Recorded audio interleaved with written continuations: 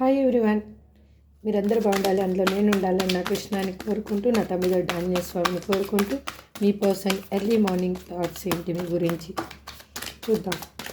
Please universe give me accurate answer. మీ person నేమ్ని వాళ్ళ డేట్ ఆఫ్ బర్త్ని అనుకుంటూ ఉండండి. Please give me accurate answer. Gratitude. Subscribe చేసుకోండి వాళ్ళు, ప్లీజ్ సబ్స్క్రైబ్ చేసుకోండి. Please give me accurate answer. Gratitude. I can't come to you now. ఇప్పుడైతే రాలేరంట ఎందుకో. Don't treat me the way you do, I don't deserve it. మీరు treat చేసే విధానానికి వాళ్ళు తగిన పర్సన్ కాదంట.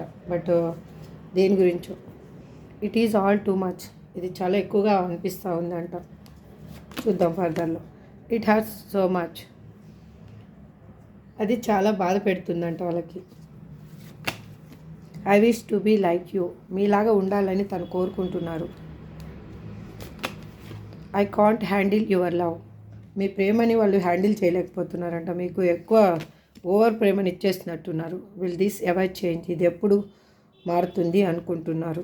ఇదంతా ఈ పరిస్థితి. I don't want to be who I use to be. You deserve better.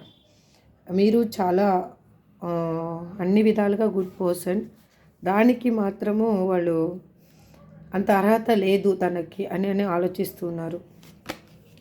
Please do what is best for your heart. మీకు ఏది మంచిది అనిపిస్తే మీ మనసులో అది చెయ్యండి అని చెప్తున్నారు. Will this pain ever stop. ఈ పెయిన్ ఎప్పటికి స్టాప్ అవుతుంది అనుకుంటున్నారు. I can't make you happy. మిమ్మల్ని నేను సంతోషంగా ఉంచలేకపోతున్నాను అని నేను అనుకుంటున్నారు. వాళ్ళు చాలా రిగ్రెట్గా ఫీల్ అవుతున్నారండి. ఈ రీడింగ్ని బట్టి నాకు అర్థమైంది. ఇది ఎంతమందికి రిజనేట్ అవుతుందో తీసుకోండి. రిజనేట్ కానీ వాళ్ళు లీవ్ చేయండి. Thank you so much. Have a good day. Bye.